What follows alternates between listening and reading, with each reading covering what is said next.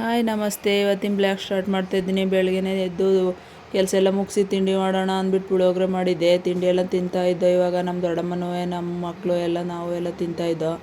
ತಿಂದ್ಬಿಟ್ಟು ಊರಿಗೆ ಹೋಗ್ತೀನಿ ಅಂದರು. ಅವ್ರನ್ನೂ ಕಳ್ಸೋಣ ಅಂದ್ಬಿಟ್ಟು ಬಂದೆ. ಅವನು ಕಾರ್ ಬಿಟ್ಟು ಹೋಗಿದ್ದ ನನ್ನ ತಂಗಿ ಮಗ ಅಂದ್ಬಿಟ್ಟು ಅದನ್ನು ಕೊಟ್ಟು ಕಳಿಸ್ದೆ. ಅವರು ಊರಿಗೆ ಹೊರಟರು. ನಾವು ದೇವಸ್ಥಾನಕ್ಕೆ ರೆಡಿಯಾಗಿ ಬಂದ್ವಿ.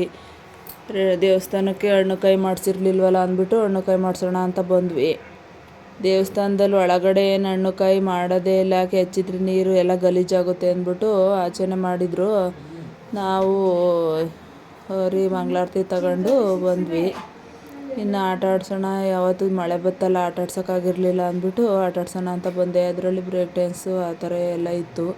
ಇವರು ಕಾರಲ್ಲಿ ಸೆಲೆಕ್ಟ್ ಮಾಡ್ಕೊಂಡ್ರು. ಕಾರಲ್ಲಿ ಆಟ ಆಡ್ತಾವ್ರೆ ನನ್ನ ತಂಗಿ ಮಗನೂ ನನ್ನ ಮಗನೂ. ಇವರು ಇನ್ನು ಯಾರೂ ಆಟ ಆಡಲಿಲ್ಲ. ಇವರಿಬ್ಬರು ಆಟ ಆಡಿದರು. ನಾನು ಸ್ವಲ್ಪ ಏನಾದರೂ ತಾಳೋಣ ಅಂದ್ಬಿಟ್ಟು ಜಾತ್ರೆ ಒಳಗೆ ಹೋಗಿ ಒಂದು ಪರ್ಸು ಎಲ್ಲನಾರು ಎಲ್ಲ ಮಕ್ಳಿಗೆ ಕ್ಲಿಪ್ಸು ತಗೊಂಡೆ. ಇದೊಂದು ಸರ ತಗೊಂಡೆ. 100 ರೂಪಾಯಿ ಯಾವ ತಗೊಂಡ್ರು. ಇದು ಚೆನ್ನಾಗೈತೆ ಅಂದ್ಬಿಟ್ಟು ಲಕ್ಷ್ಮಿ ಡಾಲರ್ ತಗೊಂಡೆ. ನೋಡಿ, ಸ್ವಲ್ಪ ಕಿಚನ್ ಸೆಟ್ ತಗೊಂಡೆ. ಯಾವುದೋ ಇವೆಲ್ಲ 100 ರೂಪಾಯಿನೇ. ಅವೆಲ್ಲ ಕ್ಲೀನ್ ಮಾಡಿ ಇಟ್ಕೊತಾ ಇದ್ದೀನಿ.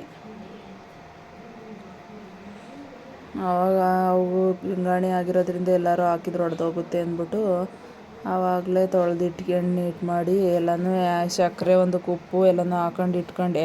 ಇವತ್ತಿನ ಬ್ಲಾಗ್ ಇದಾಗಿರುತ್ತೆ. ಎಂಡ್ ಮಾಡ್ತೀನಿ. ಸಬ್ಸ್ಕ್ರೈಬ್ ಮಾಡ್ಕೊಳ್ಳಿ.